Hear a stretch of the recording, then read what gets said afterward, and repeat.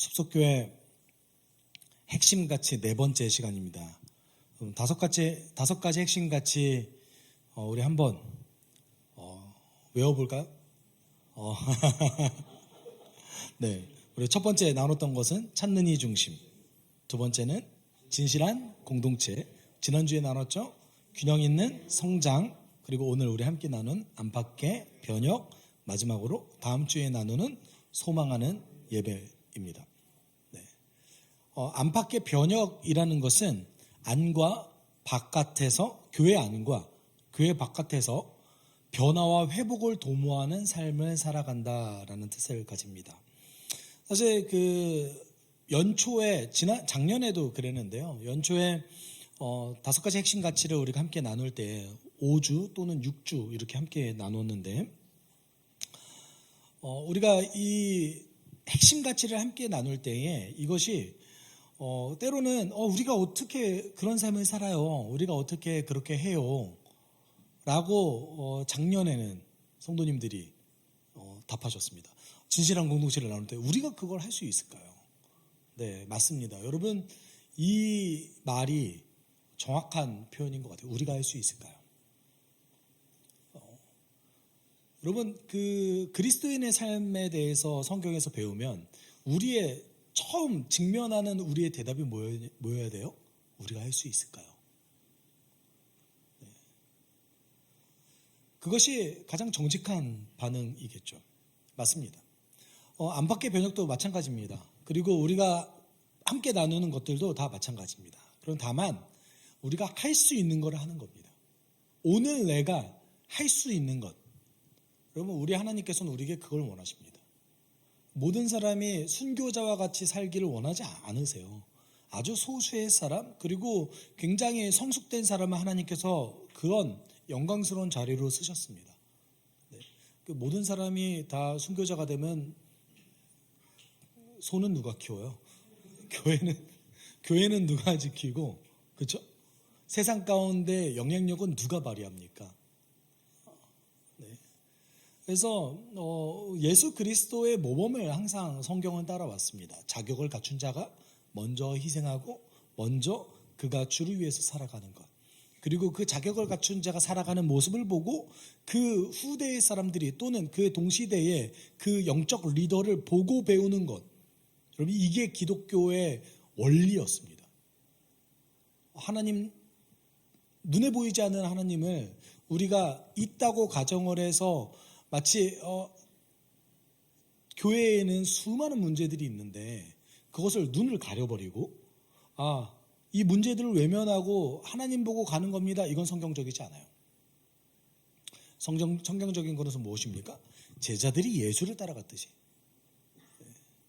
그리고 그 제자들이 복음을 전했을 때 수많은 초대교회 성도들이 그 제자들을 따라갔듯이. 그렇게 보고 배워서 따라가는 겁니다. 여러분, 숲속교회 네 번째 핵심 가치는 안과 밖의 변혁입니다. 우리가 어떻게 해요? 교회 안을 우리가 어떻게 변혁시키고 우리가 교회 밖을 어떻게 변혁시킵니까? 라고 솔직히 생각하시죠? 네. 여러분, 그 결과를 보라는 것이 아니라 삶의 태도가 중요한 겁니다. 변혁이라는 말은 대가를 지불해서 열매 맺는 삶의 방식입니다. 그러니까 하나님의 명령을 따라서 대가를 지불하는 삶을 살아가는 것, 이것 자체가 어떤 삶이에요? 변혁적 삶이에요. 네. 대가를 지불해서 열매를 맺는 삶의 방식인 거죠. 그래서 숲속교회는 그리스도를 닮아가는 개인적 공동체적 삶을 통해서 교회 안과 밖의 변화를 도모합니다. 그리고 열매 맺는 삶을 살아가죠. 그것이 안팎의 변혁입니다. 여러분, 이런 걸 들으시면 지난주랑 좀 비슷한 것 같은데요? 라는 생각 혹시 드시는 분 계세요? 당연해요. 그래야 돼요. 왜냐하면 여러분, 성경에서 이야기하는 모든 주제는 갑자기 독립적으로 떨어져 있는 것들이 아니에요. 다 연결되어져 있고 묶여져 있는 것입니다. 그것이 심화되는 거예요. 네. 당연히 비슷하죠. 균형 있는 성장 가운데서는 안과 밖을 도모하는 그 변혁적인 삶이 포함되어져 있습니다. 여러분, 그런데 우리는 이런 생각을 할 때가 있어요. 그럼 안과 밖의 변화를 도대체 왜 도모해야 됩니까? 이 깨진 세상을 변화시키려고 우리가 노력해야 됩니까? 어차피 안 되는데? 이런 생각을 하실 수 있잖아요. 성경도 하나님께서 어차피 종말의 때에, 마지막 때에 이 세상에 멸망이 올 거라고 얘기하지 않았습니까? 근데 멸망될 세상을 위해서 우리가 왜 노력해야 됩니까? 교회 안에 변화가 별로 안 보입니다. 그렇게 수십 년은 노력했는데 교회 안에서 우리가 안 되는 것을 너무 많이 봤습니다. 가능한 겁니까? 왜 대가를 지불해서 변화시키는 삶을 살아야 됩니까? 라고 질문하신다면 이유가 있습니다. 하나님께서 오늘도 일하시기 때문에 우리도 오늘 일하는 겁니다. 다른 얘기로 하면 하나님의 방법을 따라서, 하나님의 명령을 따라 환경과 조건에 상관없이, 나의 감정과 상관없이 그 말씀에 순종했을 때 하나님 일하신다고 약속하셨어요. 우린 그거 믿고 하는 거예요. 여러분, 에베소서 1장 23절에 바울이 교회에 대해서 이렇게 말했습니다. 같이 읽어볼까요? 교회는 그리스도의 몸이요 만물 안에서 만물을 충만케 하시는 분의 충만함입니다. 여러분, 교회는 그리스도의 몸이래요. 그러면 교회의 머리는 누구세요? 그리스도예요. 그러니까 그리스도의 몸이라는 것은 우리가 예수께서 우리의 머리가 되셔서 그가 명령하시는 것에 손과 발이 된다는 뜻이에요. 여러분 생각해 보세요. 하나님께서 능력이 없어서 우리에게 몸이라고 표현하셨겠어요? 그가 하실 수 있는데, 그리고 그가 지금도 일하고 계시는데 왜 우리가 그리스도의 몸이 되어야 합니까? 일시키려고? 그런 것 같죠. 일시키시려고. 네. 여러분, 우리 하나님 우리를 착취하시는 분이 아니세요. 하나님께서 이 땅을 회복하시는 그 놀랍고 영광스러운 그 일에 당신의 백성을 참여시키기 위해서 우리를 그리스도의 몸으로 부르신 겁니다. 이건 특권이에요. 그렇다면 하나님의 회복시키는 사역을 가장 먼저 경험하는 사람이 누구겠어요? 몸된 우리들입니다. 그래서 여기 본문에 말하잖아요. 만물 안에서, 세상 안에서 세상을 지금 이 순간에도 충만케 하시는 그의 성품으로 세상을 가득 채우려고 일하고 계시는, 세상을 지금도 회복하고 계시는 그분의 가득 참, 충만함 누구래요? 우리래요. 이제 속으로 이런 생각하죠. 난 안 충만한 것 같은데.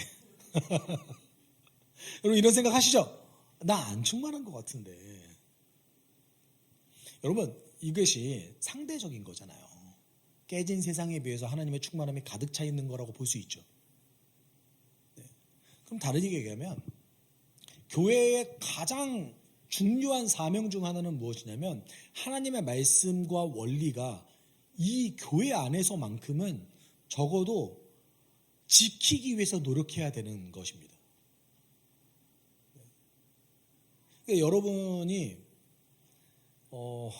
제가 이런 말씀을 설교 가운데 항상 하면 저에게 굉장히 부담되는 말인데 여러분의 목회자가, 여러분의 리더가 주의 말씀대로 살지 않은 것 같으면 지적해야 돼요.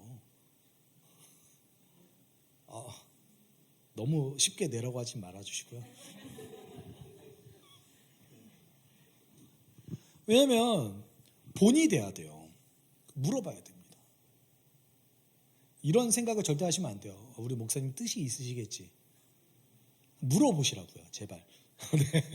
물어보셔서 목사님 우리가 이런 방향성을 목사님 가지시는 것 같은데 왜 그렇게 하신 거예요? 저는 이렇게 생각했어요. 목사는 잘 알까요? 몰라요.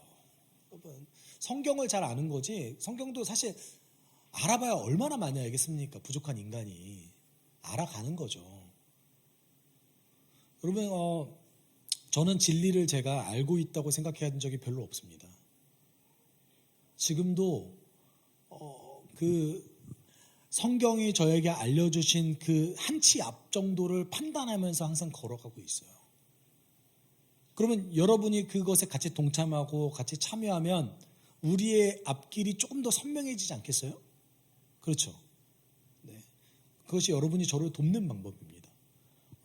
좋은 성도는 목사를 공부시키는 성도가 좋은 성도예요.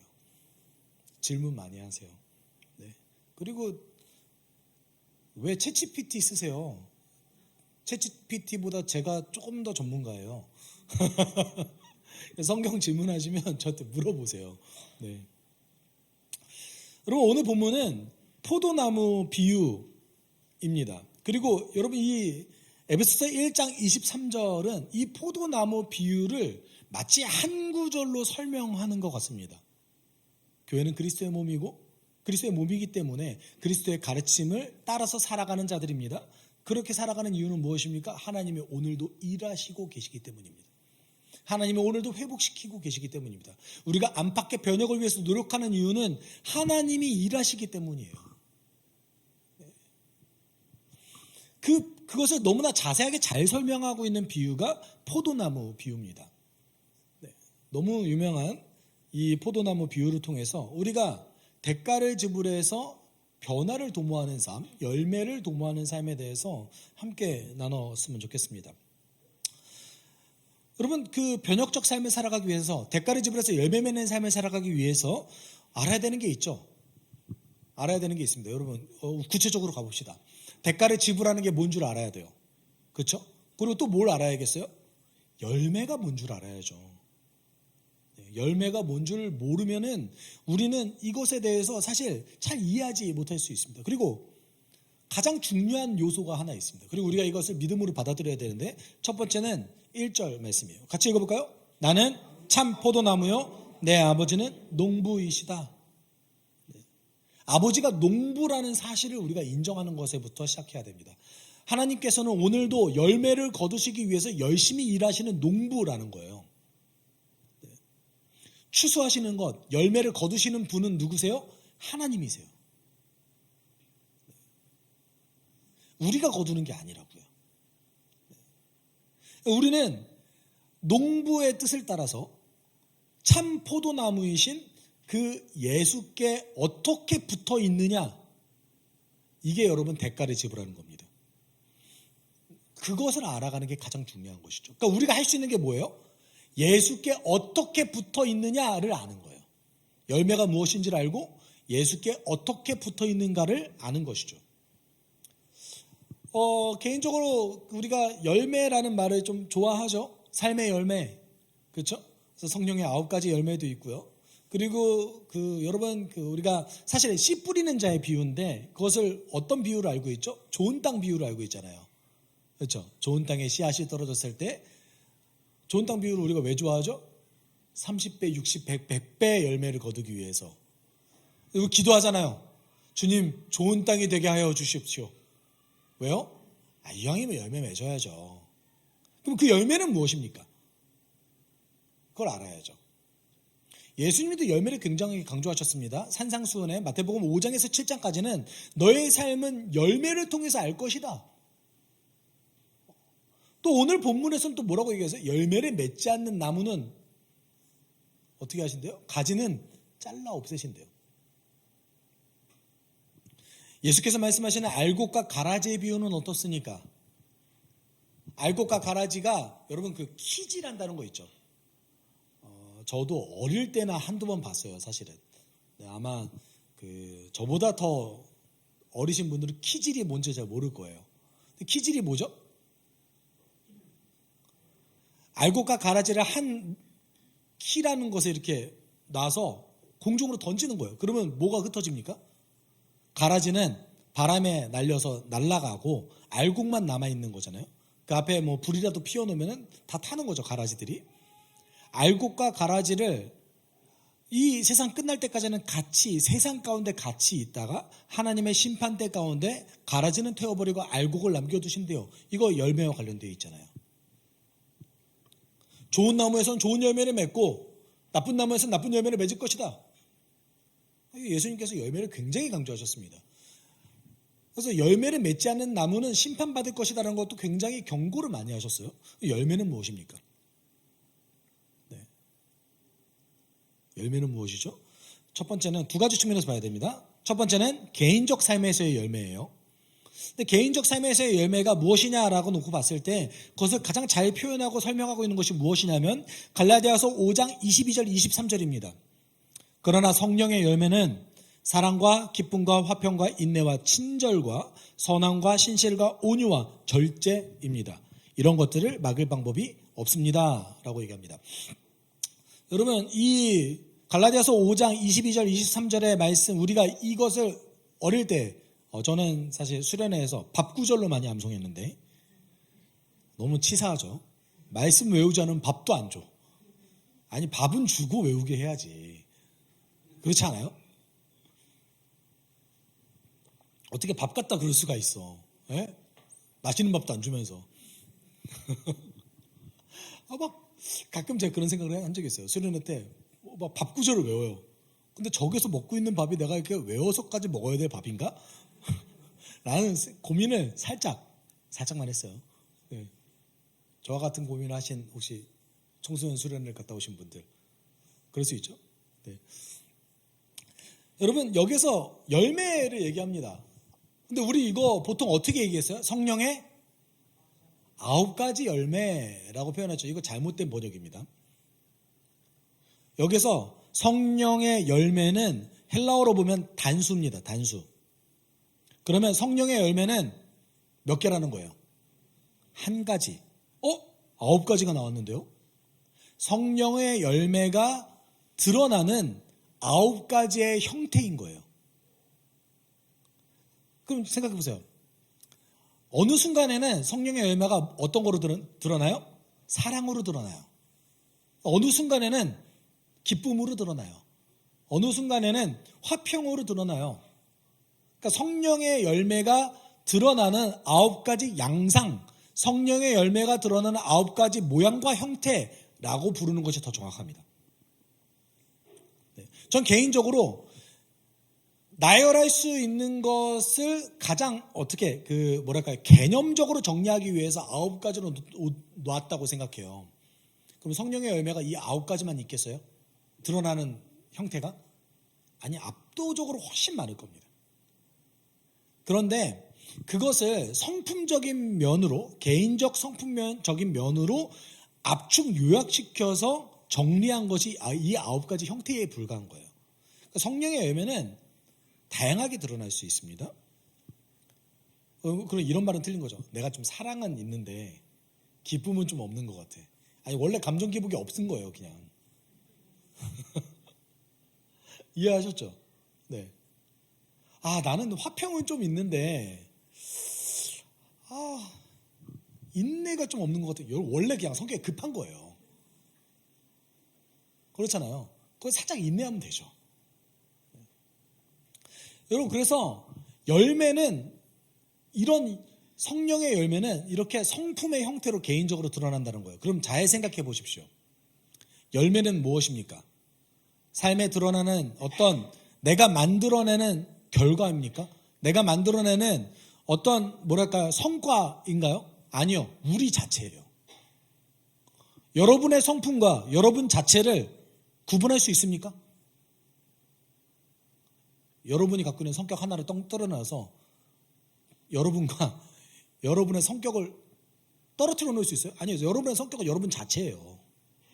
그러니까 성령의 열매가 얘기하는 것이 무엇입니까?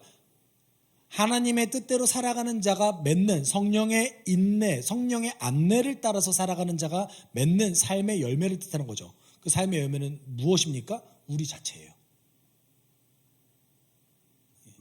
여러분이 만들어내는 결과가 아니라고요. 우리는 착각하는 것들이 많이 있어요. 생각보다. 마치 전도를 많이 해야 돼. 교회가 많이 커져야 돼. 여러분, 바울 시대의 사도들도 교회가 그렇게 커지는 거 못 봤어요. 다 가정교회였어요. 다 가정에서 모였다고요. 빌립보 교회는 10명 내외였을 겁니다. 우리보다 작았어요. 골로새 교회도 우리보다 작았어요.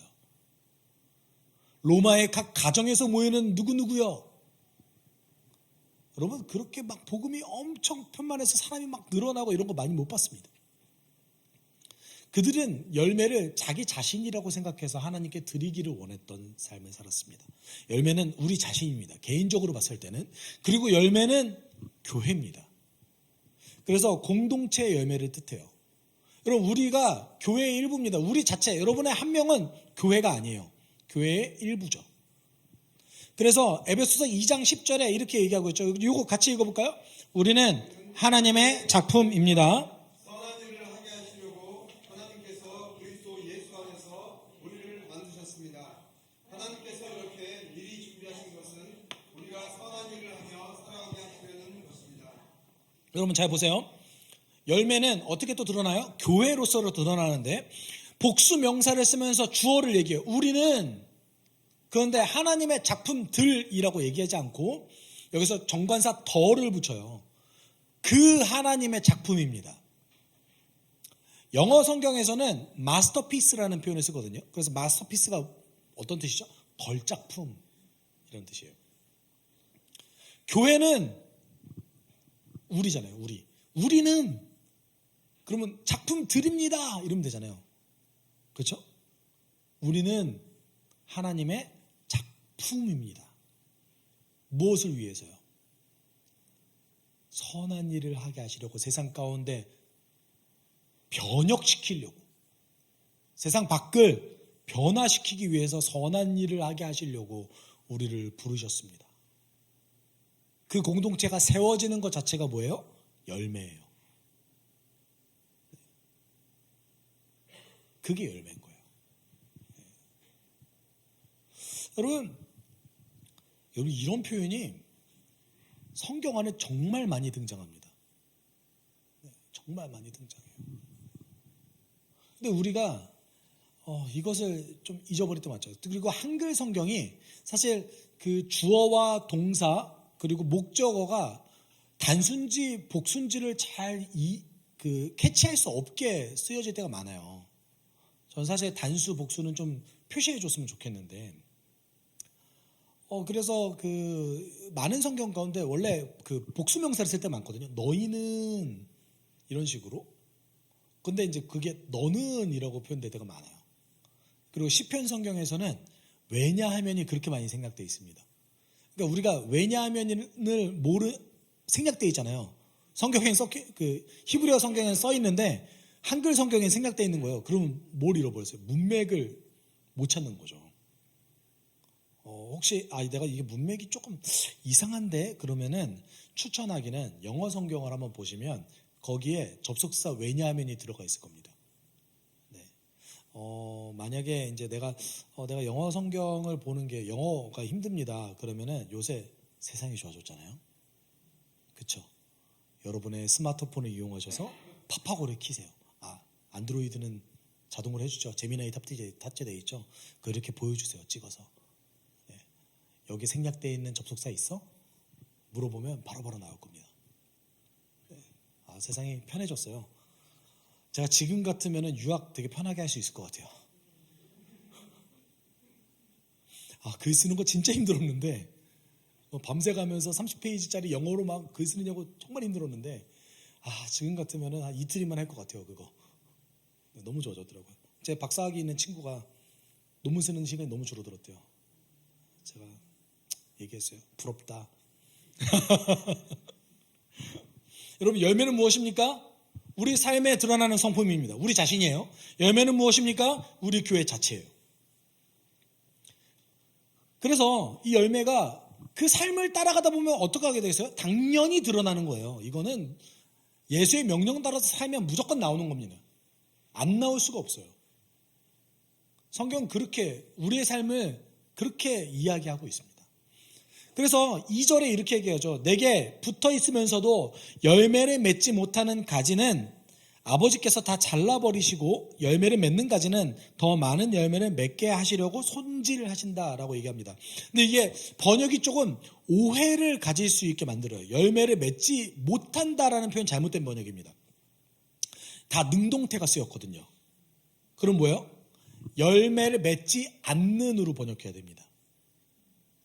이렇게 얘기하는 거죠.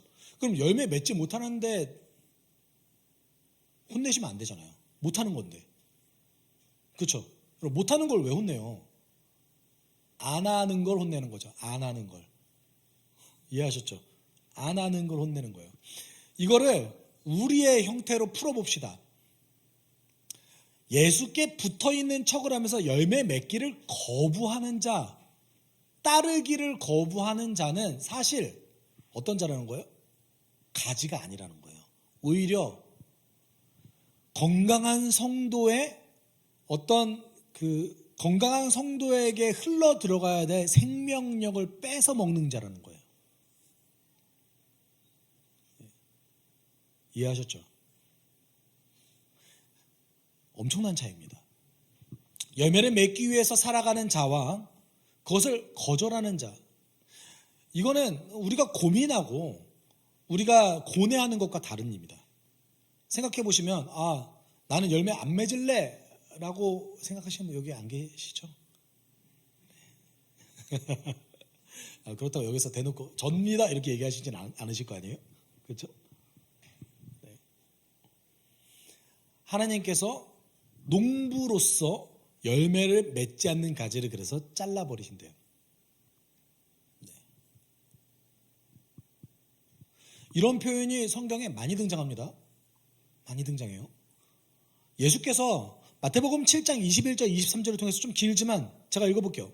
나더러 주님 주님 하는 사람이라고 해서 다 하늘나라에 들어가는 것은 아니다. 하늘에 계신 내 아버지의 뜻을 행하는 사람이어야 들어간다. 그날에 많은 사람이 나에게 말하기를 주님 주님 우리가 주님의 이름으로 예언을 하고 주님의 이름으로 귀신을 쫓아내고 주님의 이름으로 많은 기적을 행하지 아니하였습니까? 할 것이다. 그때 내가 그들에게 분명히 말할 것이다. 나는 너희를 도무지 알지 못한다. 불법을 행하는 자들아 내게서 물러가라. 어떤 것을 뜻하겠습니까? 우리식으로 해석해보죠. 교회 나와서 예배 때 눈물 철철 흘려가면서 주님 주님이라고 부르는 거 나 그거 그렇게 인정하지 않아. 삶의 열매를 보여줘. 너가 정말 그 고백하는 태도를 가지고 살아갔어? 그 삶을 가지고 살아갔어? 여러분 우리 반대로 생각하지 않아요? 내 삶의 개판으로 살아도 예배 때 뭔가 응답받으면 된다. 내 삶을 개판으로 살아도 예배 때 뭔가 내가 회개하고 회복하면 된다. 성과를 나타내면 된다. 교회가 커지면 된다. 뭔가 능력 있으면 된다. 우리 예수께서 그런 사람 모른다고 하시겠다고 했어요. 근데 왜 우리 이 말씀을 무시합니까? 여러분 그리스도인이 된다는 것은 진정성 있는 삶을 사는 거예요. 제가 이제 종종 제 마음속으로 항상 하는 말이 있습니다. 제 마음속 어떤 생각을 하냐면 약장수가 되지 말자 이런 생각을 해요. 약장수가 약을 팔잖아요. 그 약을 자기가 먹어요? 안 먹어요. 남한테는 팔아요. 말은 엄청 화려하게 하기 위해서 이게 진짜 좋은 약이라고 얘기하면서 팔아요. 자기는 안 먹어요. 그럼 잘 생각해 보세요. 예배 때 주님 당신밖에 없습니다 고백했는데 월요일부터 토요일까지 주와 아무 상관없어요. 거짓말이잖아요. 거짓말이잖아요. 우리 예수께서 지적하신 것이 이런 것입니다. 여러분 우리가 오늘 본문 속에서 등장하는 그 성경 속에서 등장하는 사도들처럼 그리고 초대교회 성도들처럼 지금 당장 우리가 그렇게 성장할 수는 없습니다. 그렇지만 적어도 오늘 할 수 있는 것, 한 주간 내가 할 수 있는 것, 말씀 가운데 느꼈던 것을 그대로 조금이나마 실천하는 것, 이런 진정성 정도는 보일 수 있죠. 네. 열매 맺지 않는 나무 가지를 하나님께서 잘라버리기도 경고하셨습니다. 그러면 어떻게 해야 열매 맺는 삶을 살아갈 수 있습니까? 그 태도는 무엇입니까? 4절 5절에 이렇게 얘기하고 있습니다. 같이 읽어볼까요? 내 안에 머물러 있어라. 그리하면 나도 너희 안에 머물러 있겠다. 나는 포도나무요 너희는 가지이다. 사람이 내 안에 머물러 있고 내가 그 안에 머물러 있으면 그는 많은 열매를 맺는다. 너희는 나를 떠나서는 아무것도 할 수 없다. 4절 5절이 중요한 것은 예수의 약속이에요. 어떤 약속입니까? 예수 안에 머물러 있도록 노력한다면 예수께서도 우리 안에 머물러 계시겠다고 약속하셨어요. 약속입니다, 이거. 네. 그렇게 해주시겠대요. 그리고 그런 삶을 살아가면 많은 열매를 맺을 것이라고 약속하셨어요. 앞서 그 열매 우리가 2개 얘기했잖아요. 그렇죠? 내 삶 속에서 드러날 수밖에 없는 나 자체의 성품, 내가 변화되는 거죠. 그리고 그 과정을 통해서 그 삶을 살아가면서 교회가 세워지는 거예요. 성경적 교회. 하나님 나라 복음을 전수하는 그 교회 세워지는 것이죠. 약속하셨어요. 그래서 예수를 떠나서는 우리가 아무것도 할 수 없대요. 그럼 예수께 붙어 있으면 결과적으로 어떤 일이 벌어진대요? 7절 8절에 이런 결과가 일어난대요. 너희가 내 안에 머물러 있고 내 말이 너희 안에 머물러 있으면 너희가 무엇을 구하든지 다 그대로 이루어질 것이다. 너희가 열매를 많이 맺어서 내 제자가 되면 이것으로 내 아버지께서 영광을 얻으실 것이다. 이 말도 역시 오해가 있습니다. 어떤 오해입니까? 여러분 7절 8절 특별히 7절에서 이 성경이 강조하고 있는 것은 내 말이 너희 안에 머물러 있으면을 강조하고 있습니다. 문법적으로. 이게 어떤 뜻일까요? 우리는 근데 의식적으로 어떤 것을 더 강조해요? 다 이루어질 것이다. 그렇죠? 다 이루어질 것이다. 열매잖아요. 열매 맺는 거 다 이루어진대요. 그러면 어떤 게 이루어지는 거예요? 여러분이 욕망이 성취되지 않는다고요. 성령의 열매가 내 안에 드러난다고요. 다 이루어질 것이다. 그렇지? 사랑이 드러날 거라고요. 여러분 더 오래 참을 수 있게 된다고요. 이해하셨어요? 화를 좀 덜 내게 된다고요.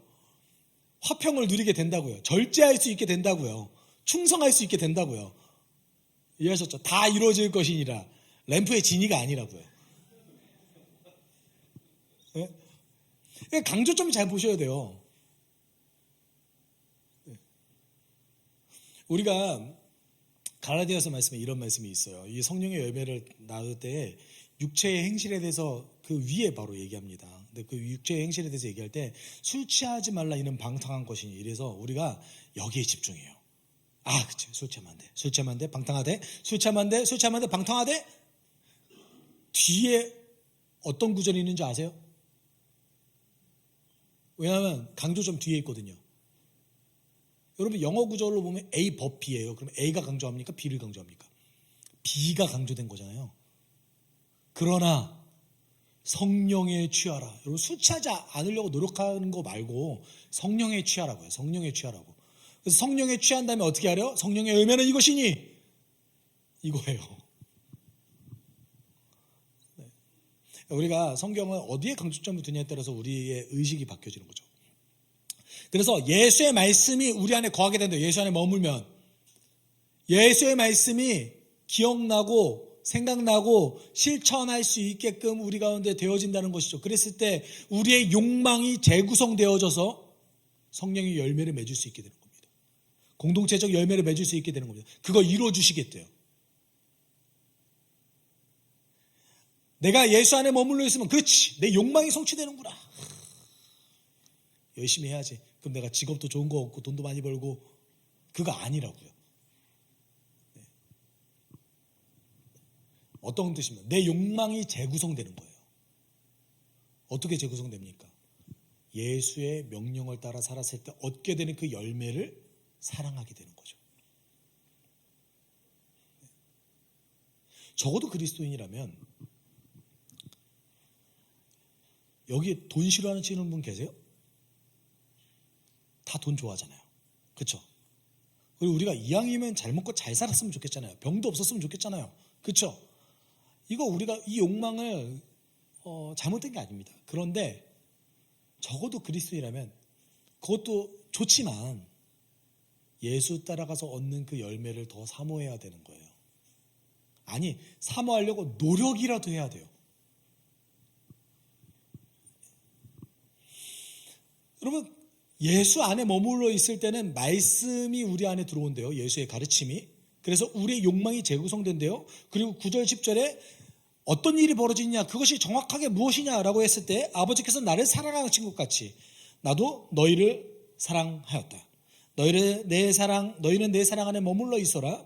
너희가 내 계명을 지키면 내 사랑 안에 머물러 있을 것이다. 그것은 마치 내가 내 아버지의 계명을 지켜서 그 사랑 안에 머물러 있는 것과 같다. 어떤 뜻입니까? 계명을 지키래요. 그게 나를 사랑하는 거래요. 그게 내 사랑 안에 머물러 있는 것이래요. 7절 8절과 좀 비슷하죠? 예수의 말씀이 내 안에 들어오고 그래서 나의 욕망이 재구성되어지고 그래서 예수의 가르침을 지켜 행하기 위한 것, 특별히 계명을 지켜 행하기 위해서 노력하는 것, 그것이 예수 안에 머물러 있고 예수의 사랑 안에 거하는 거래요. 예수의 계명은 뭡니까? 다양하게 굉장히 많죠. 그거를 압축한다면 너무 단순화하는 걸지 모르겠지만 압축한다면 사람을 섬겨 복음을 전하고 제자를 삼는 겁니다. 어떻게요? 그냥 복음을 전하는 게 아니에요. 뭐가 중요해요? 사람을 섬겨서 복음을 전하고 그가 예수의 제자가 될 때까지 함께 길을 걸어가 주는 것. 그게 계명을 지키는 겁니다. 네. 여러분, 안팎의 변혁의 핵심은 여기에 있습니다. 사람을 섬겨 복음을 전하고 제자를 삼는 것. 어떤 의미에서 보면 이게 전부라고 볼 수 있습니다.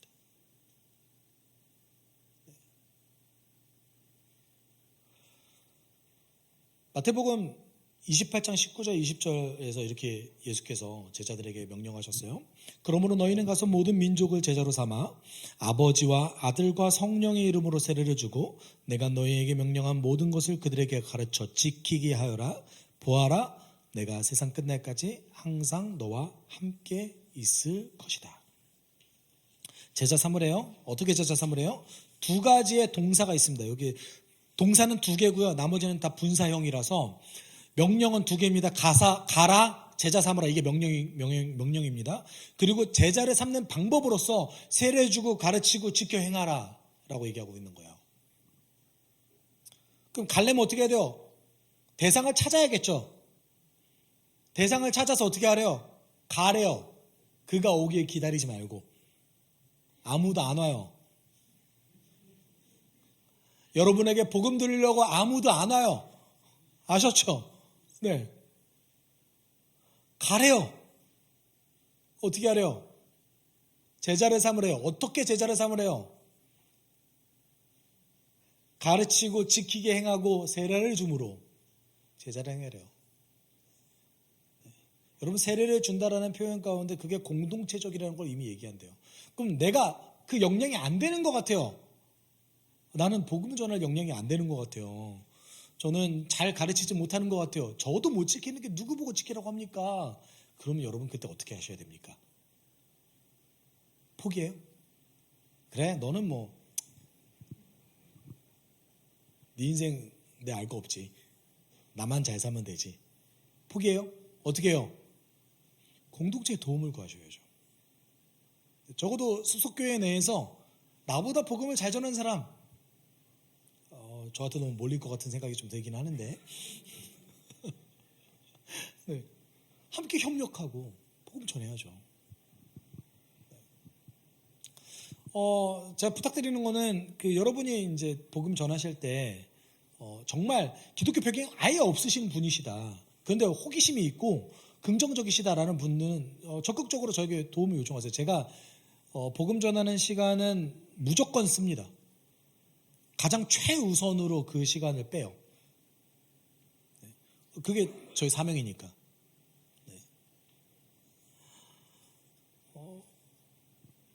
여러분, 가서 제자 삼으래요. 가래요. 그리고 제자 삼으래요. 이거 어떻게 해야 될까요? 조금 더 구체적으로 들어가 볼까요? 바울이 이걸 구체적으로 설명했어요. 그게 골로새서 1장 28절 29절입니다. 좀 구체적으로 볼까요? 같이 읽어봅시다. 우리가 그를 전파하여 각 사람을 권하고 모든 지혜로 각 사람을 가르침은 각 사람을 그리스도 안에서 완전한 자로 세우려 함이니 이를 위하여 나도 내 속에서 능력으로 역사하시는 이의 역사를 따라 힘을 다하여 수고합니다. 여러분 잘 보십시오. 여기서 사실 헬라어 성경을 보면 가장 강조하는 말이 뭐였냐면 각 사람입니다. 각 사람. 구체적인 방법이 나와요. 어떻게 하래요? 1대1로 만나래요. 각 사람을 만나래요. 그리고 어떻게 하래요? 가르쳐서 온전케 하래요. 이게 방법이에요. 방법. 여러분, 그래서 우리가 풍성한 삶으로 초대할 때 1대1로 하잖아요. 그렇죠. 그리고 풍성한 삶의 기초 1대1로 하잖아요. 풍성한 삶의 기초 1대1로 그 사람과 함께 3개월 동안 복음을 전수하는 그 과정, 제자훈련하는 과정, 여러분 굉장히 에너지가 많이 들어갑니다. 제가 이야기할 수 있는 것은 여러분 그 삶이 변혁이에요. 사람을 만나서 그 사람을 온전하기 위해서, 그 사람의 회복을 위해서 노력하는 그 과정이 변혁적 삶입니다. 그게 어떤 변혁적 삶이에요? 안의 변혁이잖아요.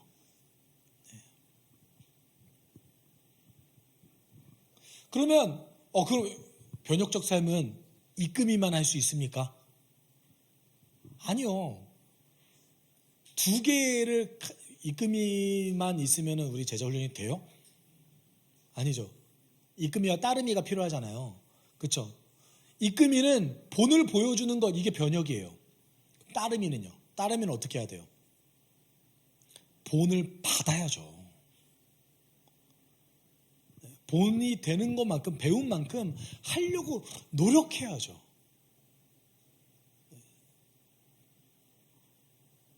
이 과정 전체가 변혁적 삶인 거예요. 변화를 도모하잖아요. 그리고 그 과정은 당연히 어쩔 수 없이, 여러분 우리가 교회 안에서의 삶만 다룹니까? 아니죠. 하나님과의 관계에서, 나와 나 자신과 관계에서, 공동체의 관계에서, 세상과의 관계를 다루잖아요. 그러면 당연히 이 변혁적 삶은 삶에서 확장될 수밖에 없는 거예요. 그래서 우리가 안팎의 변혁을 할 수 있는 거예요. 근데 이 삶이 쉬워요? 여러분 본을 이렇게 누군가에게 보여주는 거 쉽습니까? 솔직히 여기 제가 풍산기를 한 주에 4타임 인도할 때가 있었거든요. 그러면 준비해야 되잖아요. 네. 그 분들마다 진도가 다 같아요? 아니요. 다 틀려요. 진도가. 어떻게 해야 됩니까? 그 영상을 다 봐야 돼요. 물론 배속은 살짝 빠르게 해요. 제가 한 10번 넘게 봤기 때문에 20번부터는 이제 도저히 정배속으로 못 보겠더라고요. 배속 살짝 빠르게 해서 봐요. 그분 위해서 기도해요. 준비해요. 찾아가요. 만나요. 최소 한 사람에게 3개월 동안 70시간 이상 써야 됩니다. 그러면 지쳐요. 주님, 이분이 오늘 연기했으면 좋겠습니다. 저 지금 너무 피곤해요, 주님. 어떡하죠? 이분이 아프다고 해줬으면 좋겠습니다. 제가 이 기도를 하나님께서 한 번도 들어주신 적이 없으신데, 가요. 가서 제자훈련 하죠. 그때 29절의 말씀이 역사합니다. 어떤 말씀이에요? 이를 위하여 나도 내 속에서 능력으로 역사하시는 이의 역사를 따라 힘을 다하여 수고하느냐. 성령께서 우리를 도와주실 때, 여러분이 기분 좋을 때, 여러분이 마음으로 막 기뻐서 할 때 성령의 역사 못 느껴요. 잘. 내 힘이 다 소진되어서 지쳐서 아무것도 하고 싶지 않을 그때 우리 하나님 우리에게 능력을 주십니다. 따르미도 마찬가지입니다. 여러분 제자훈련 하다 보면 나를 직면하는 거 굉장히 고통스러운 일입니다. 내가 이 정도로 형편없는 사람이었어? 아주 고통스러운 일입니다. 그리고 어떤 부분에서는 내 상처를 건들기 때문에 나 이거 변하고 싶지 않아요. 공동체적으로 살고 싶지 않아요. 나 자신을 그렇게 귀하게 여기고 싶지 않아요. 세상에 나가서 그렇게 선하고 살고 싶지 않아요. 저는 상처가 많아요. 따라가는 거 쉽지 않습니다. 내 이끔이는 저런 환경이 있으니까 저렇게 살았죠. 저는 그게 안 돼요.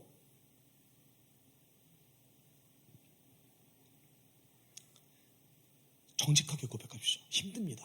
하나님, 그때 누가 역사합니까? 내 속에서 능력으로 역사하시는 이의 역사를 따라 제가 힘들어도 꾸역꾸역 순종하겠습니다. 그때 하나님이 일하세요. 그걸 믿으시라니까. 우리 하나님 열매를 거두시는 농부세요.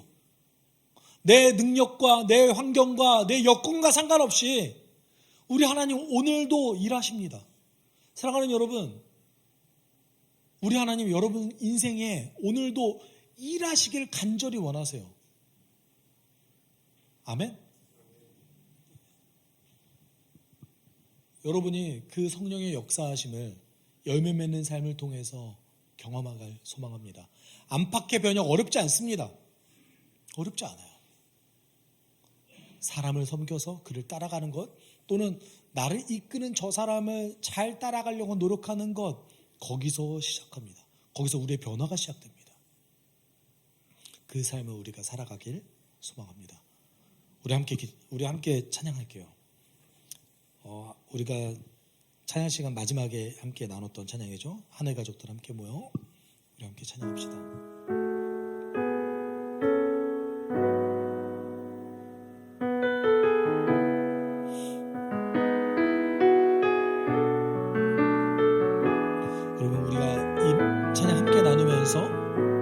하나님 오늘 내 삶에도 개입해 주시고 일해 주십시오.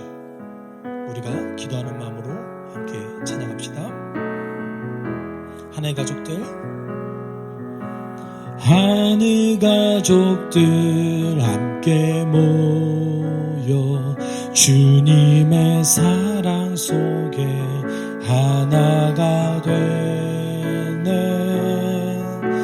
주의 말씀이 선포될 때 우리의 영혼 소생하네.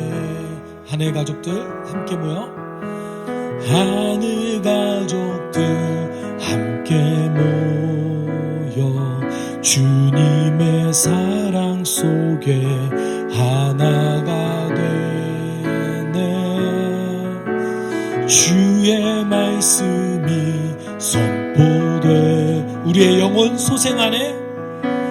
영혼 소생하네. 가장 작은 영혼에게 가장 작은 영혼에게 주의 사랑 전하기까지 쉬지 않으시는 일하시는 하나님, 우리를 부르시네. 주님 우리를 지금 이 순간에도 부르십니다. 주의 복음 전파되고 주님 나라 임하시리.